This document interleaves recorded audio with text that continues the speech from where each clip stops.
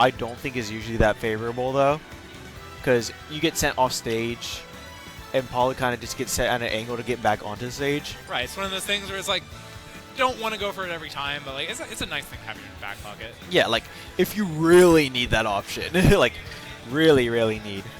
Yeah. And both players here. Buandon also notably pretty comfortable in this matchup. Has several wins off of Zai, the #1 in Louisiana right now, if I'm not mistaken. A very strong Palu player. Yeah. I don't know if he's played Chag Palu specifically before. I know they've played, but I'm not sure. Yeah, I'm pretty sure the last time it was the Min. I know he put the Min away and brought out the Palu, if I remember correctly. But the Palu did end up closing out that set. Chag, the last time he was here for a brief period of time back in 2024. Well, he was here last year, but back in 2024, that's when like the reign of dominance of Chag was just really showing its wave. Yeah, because Chag was here for like quite a bit. I think like a couple weeks or like. It was like a week or so. Yeah. But Chag is now here back in 2026 for Hokage, going into this game 1 for top 8 qualifier, winner side versus Buandon. And there's that reverse up B I was talking about earlier too. It snaps the ledge a lot more comfortably than this just regular up B to ledge. It makes it so that you don't really have to space it like insanely perfect, but it's still nice to know how to space it. Like Palu back here right there too. Yeah, nice back airs from Chag coming out there, stuffing on the Tatsu. Yeah, a lot of things so far. Chag's just playing to the textbook of how this matchup should be played, and Buandon is just trying to figure out how to get in and land a strong hit, because this is just like a vortex right now of just multi-hits, and Chag just feeling super confident in the hits that he's getting. Yeah, you can tell from just going for that S smash, even if it didn't connect, that's like a very big sign of confidence. Yeah. And Oh, there's yeah, that that's what you're talking about with that front-facing down tilt, or up B into the down tilt. Oh, unfortunate not quite SD. able to air dodge over the ledge.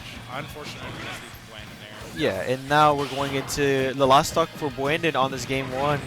Chag's still sitting at a pretty comfortable 30 stock lead. I mean, 113 though. This is prime Ryu kill percent when it comes to jab true shoryu. Oh, I like the way that Buandon isn't like getting overly aggressive and trying to like push his way in, but he's just taking his time to work his way back because he knows. Nice heavy up tilt coming out. Full body invincibility on the top of the hit. So that Nair didn't even trade. It was just straight through, and Buandon got the stock off. Yeah, nice heavy up tilt. Yeah, that's just what I was about to say. Buandon knows that like if he waits and finds the spots, the kill will come to him eventually. He doesn't need to force it. Yeah. And there's some nice weights coming out from Chag too, using the back air to pressure, waiting for Buandon to do Hadokens, and then just like counteracting, because there's a lot of end lag that Buandon has to face when he's doing that, and then he was able to just get a full punish from it. Ooh, that's a bit of an awkward interaction there. Ryu not having the greatest air drift, so the explosive flame is doing a really good job edge guarding. Oh wow. That's okay, yeah, that kill screen caught me off guard for a bit, but there's the counter. I'm surprised. Yeah. I thought that was a tool that wasn't going to be used, but Palu counter actually being the game ender for this game 1 here. Yeah, just like sliding off the ledge, going for that counter, very strong way. If Ryu isn't able to do that like cross under and reverse up B that you were talking about a moment ago, just running off and countering can be a great way to stuff him out, especially in that type of situation where because of how far he is from the ledge, he doesn't have a lot of timing mix-ups there. In game 2, Chag switching off of Palutena, going to the Min here. Winning the game and switching, that's interesting. The Proto-Banham strategy, the tried and true. And especially with Min too. I think this is just one of those things that Chag has a lot of confidence in with the Min and also does want to play it more to get more practice out of it. So it's both a good opportunity that you're now up a game and you can play the character, and you know the Palu can win if the Min doesn't do what you want it to do. Right, but Buandon no slouch in this matchup. Definitely very comfortable in it. Even though like this matchup, it can be like a pretty awkward matchup for Ryu, Buandon has all the tricks in his back pocket, so he can play to his outs. Yeah, he's no stranger to how much he's labbed against characters like Min. I know he has a set off of Zurzel too, so a lot of experience in this matchup. Like right there, knowing that he can use Focus Attack 1 to catch the DI and mix for a IDJ up air to true Shoryu. And now Chag on the back foot for the first time in this set. We're going to be seeing how he deals with the pressure on the ledge. Really nice snap from the up B coming out from Buandon. I don't know if I agree with these Hadokens though in neutral, especially when you're like off stage and like trying to come back from being ledge strapped. I feel like Hadoken in those situations, you'd rather just take the pressure. Yeah, it seems like Chag is very comfortable dealing with them. I wonder how Wen's going to adapt to that. Yeah, Chag's just very comfortable right now in terms of just using the arm to stuff out a Ryu option, and really is forcing Buandon to pull out all of his tricks to figure out how to get into Chag's pressure and then reversal him for it.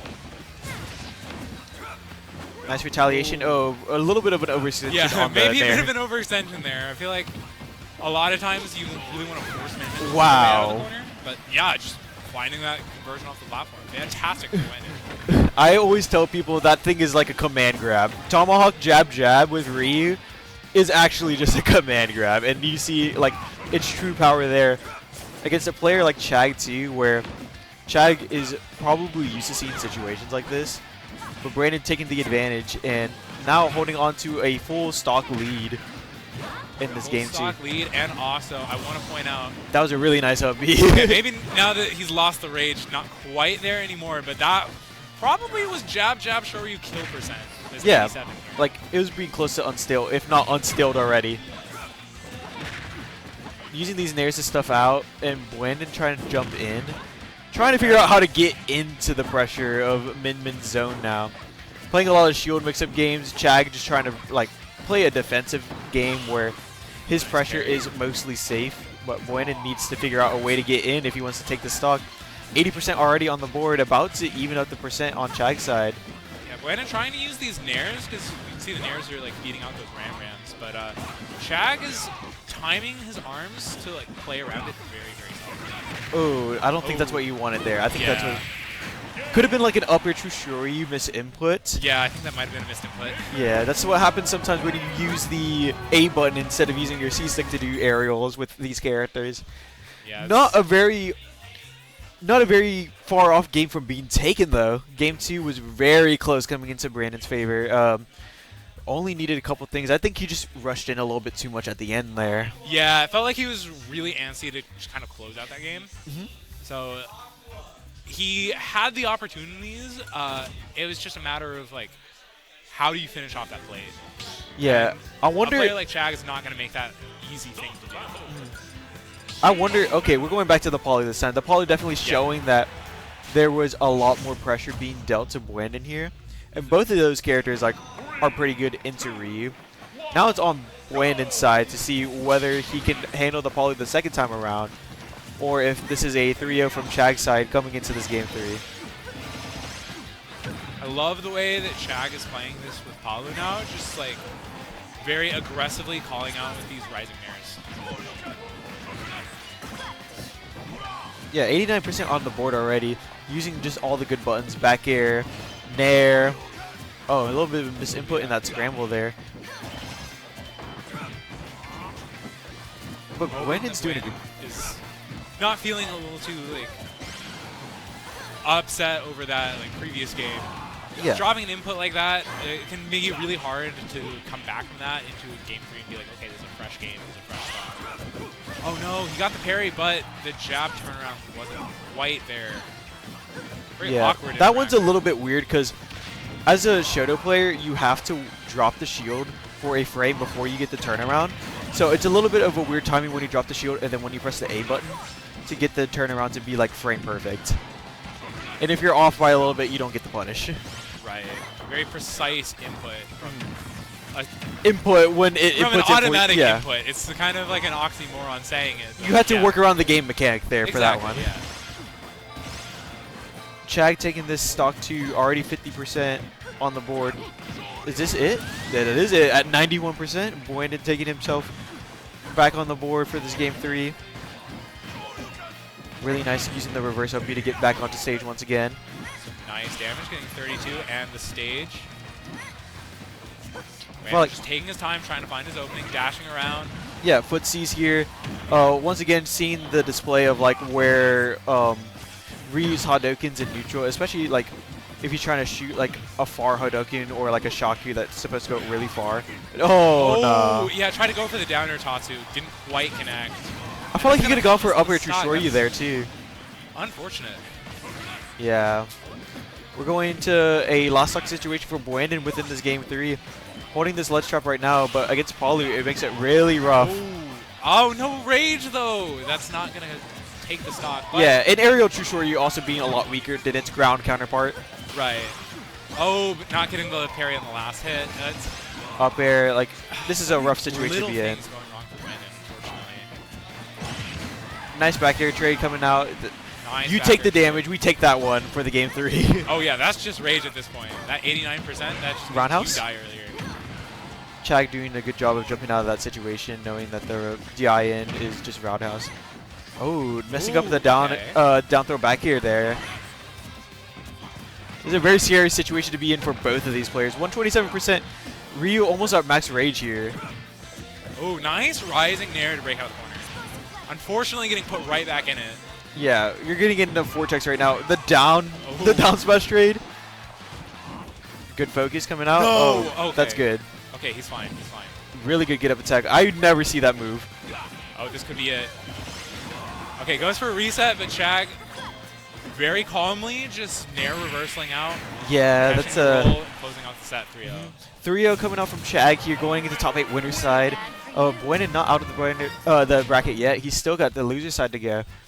At the end of there, I think it was just like the vortex of just Palu ledge trapping. You're off stage trying to figure out every single option that she's going to throw out at you to get off of that stage and like go get your last stock before you need to get ledge trapped. And then at a certain point, Buandon kind of got into that vortex too hard and then telegraphed the recovery options into the ledge options to get off of ledge. Yes, Chag was doing a really, really good job just like playing around how Buandon was using Tatsu to recover. Yeah. I think that was, especially that game 1, one of the big difference makers for Chag, is he was just like very, very confident going all the way out there with back air and just being like, I think you're going to Tatsu now. And just positioning himself to see that, react to it, and just cover it. Yep, and now we're getting Karu versus Shattuck here. Karu